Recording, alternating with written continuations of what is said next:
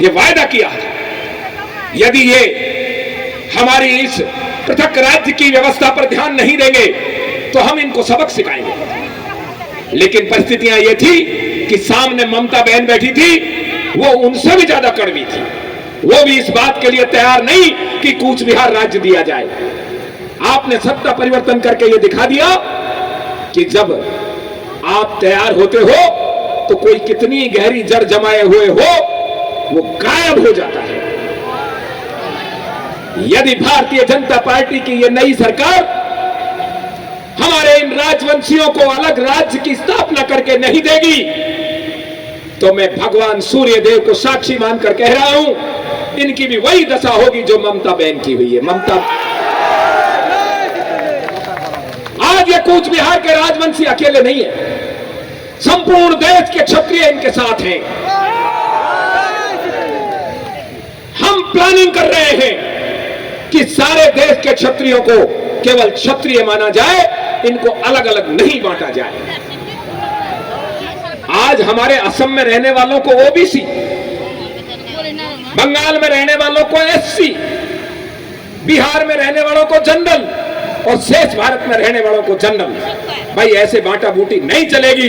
या तो आप हमको हमारा अलग कॉलम बनाइए और वो केवल क्षत्रिय का कॉलम हो, उसमें न कोई एससी, न ओबीसी, न जनरल, कुछ नहीं। आप तैयार हैं इसके लिए? एससी में आरक्षण देके सरकारें सोच रही हैं हमने इनको खरीद लिया। इस आरक्षण का फायदा बंगाल के दूसरे क्षेत्र के लोगों ने उठाया है। हमारे राजवंशी भाइयों में से न कोई आईएएस बना है, न कोई पीसीएस बना है। इसलिए यदि ये आरक्षण देना है तो इसकी समीक्षा होनी चाहिए। जिन जातियों ने ज्यादा ले लिया उन पर रोक और हमारे हिस्सेदारी अलग से होनी चाहिए, जिसमें केवल क्षत्रिय राजवंशी परिवार होने चाहिए। 6%, 5% जो हमारी जनसंख्या है वो हमें दे दिया जाए। इस देश में इस समय संपूर्ण क्षत्रियों को यदि एक कॉलम में लिखा जाए तो इस समय क्षत्रियों की संख्या 35% से ज्यादा है। हम सब एक होने के लिए तैयार हैं या नहीं, बताइए? एक देश, एक कानून होना चाहिए या नहीं? बंधुओं, आपके महाराज ने आपके लिए अपनी पार्टी से भी दुश्मनी मोल ली, आपको पता है इस बात का। आपके लिए दिन रात अपने परिवार से भी दूर रहते हैं और आपके लिए उन्होंने पूरा भारत का भ्रमण किया है। आपने इनको गुजरात देखा, महाराष्ट्र देखा, आपने इनको हरियाणा देखा, राजस्थान देखा, आपने इनको मध्य प्रदेश देखा, आपने इनको बिहार देखा, आपने इनको उत्तर प्रदेश देखा। ये किस लिए गए थे वहां किसी मित्रता के लिए या कोई पिकनिक मनाने नहीं गए। ये गए थे कि हमारे कूच बिहार राज्य को स्वतंत्र राज्य बनाया जाए, इसमें अन्य देश के क्षत्रियों की मदद ली जाए। और आज परिणाम यह है कि देश की करणी सेना और नारायणी सेना एक है। जब उनके ऊपर लाठीचार्ज होता है तो आपको दर्द होता है, और जब आपके ऊपर चोट पहुंचती है तो वहां दर्द होता है कि नहीं होता? कश्मीर से लेकर कन्याकुमारी तक और द्वारका से लेकर कामाख्या तक का क्षत्रिय एक है या नहीं, बताओ? नेपाल का, भारत का, पाकिस्तान का, भूटान का सारा क्षत्रिय एक है। मैं एक वायदा लेना चाहता हूं आपसे। आपको भड़काने के लिए बहुत दुनिया आएगी, लेकिन आपको मजबूती रखनी है। हमारी इन माता और बहनों को मजबूती रखनी है। आपको प्रलोभन देने भी आएंगे, आपको बांटने भी आएंगे, आपको तरह तरह के प्रलोभन दिए जाएंगे, लेकिन विकल्प आपको चुनना है। आपको कूच बिहार चाहिए या छोटे छोटे पद? बोलिए, आपको कूच बिहार राज्य चाहिए या छोटे छोटे पद?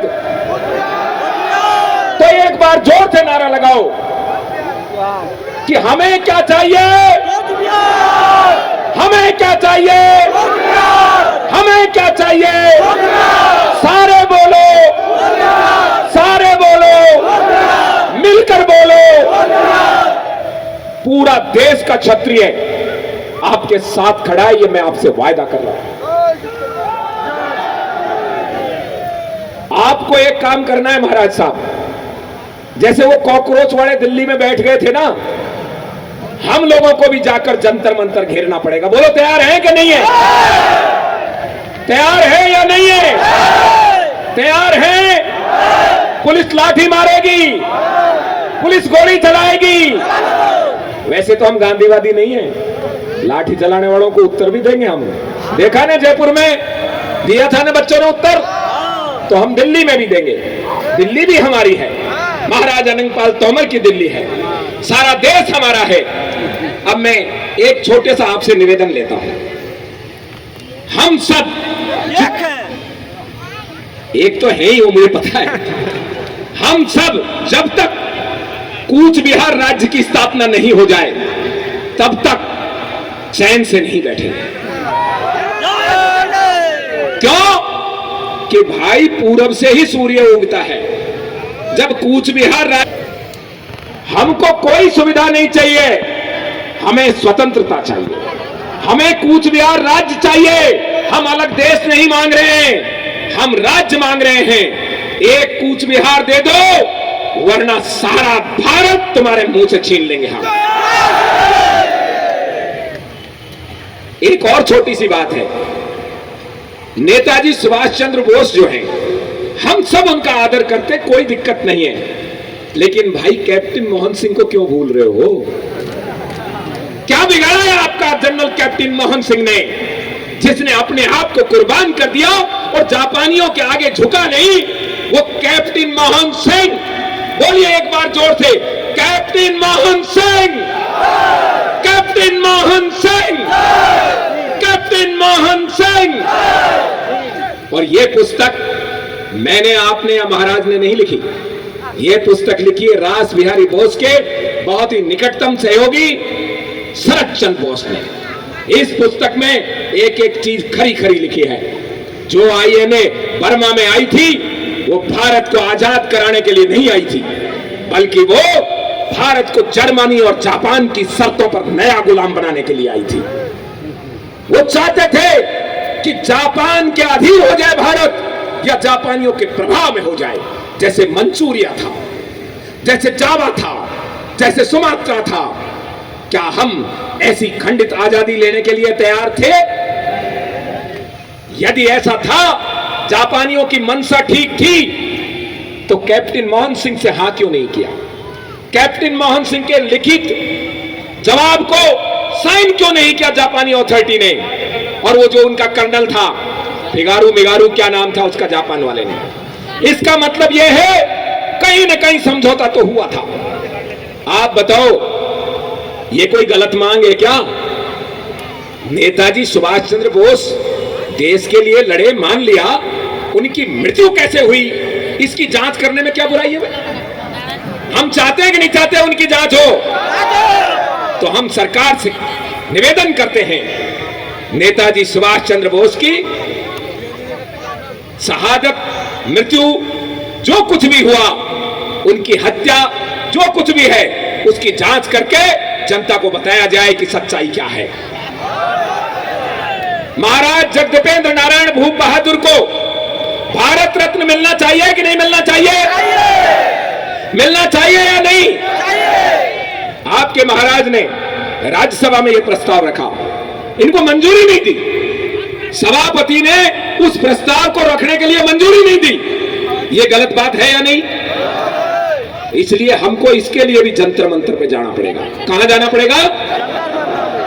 एक बार मेरे साथ लगाएं नारा, मैं कहूंगा यूजीसी, आप कहना रोल बैक। यूजीसी, यूजीसी, हम सब, हमको मत बांटो, हमको मत बांटो। गायत्री देवी जी साधारण महिला नहीं थी। जब शर्त हुई थी 1970 तक सवाई मानसिंह द्वितीय जीवित थे, तब तक गायत्री देवी जी की ओर कोई आंख उठाकर नहीं देख पाया। लेकिन ये इंदिरा गांधी, जब सवाई मानसिंह जी का स्वर्गवास हो गया, तब जाकर इनको गायत्री देवी जी को जेल में यातनाएं दी गई। उनको इतनी बुरी यातनाएं दी गई कि उनको प्रयास किया गया कि पेशाब पिलाया जाए, बताइए, आप ऐसी सरकारों के साथ मिलकर रहेंगे? गायत्री देवी जी का खजाना जयपुर से ट्रकों में भरकर ले जाया गया, जो हमारे पूर्वजों का था। आपकी पहले भी कई राजकुमारियों का विवाह हुआ है। मिर्जा राजा मान सिंह फर्स्ट की रानी क्षमा देवी भी यही की राजकुमारी थी, जो उनके साथ दक्षिण में एलिसपुर में सती हुई हैं। 12 जुलाई 1614 को आपकी राजकुमारी क्षमा देवी सती हुई। उन क्षमा देवी और गायत्री देवी की प्रॉपर्टी को इंदिरा गांधी कहां ले गई, आज तक पता नहीं चला। यह भूखंड किसका है? यह भूखंड किसका है? तो इसका फैसला कौन करेगा?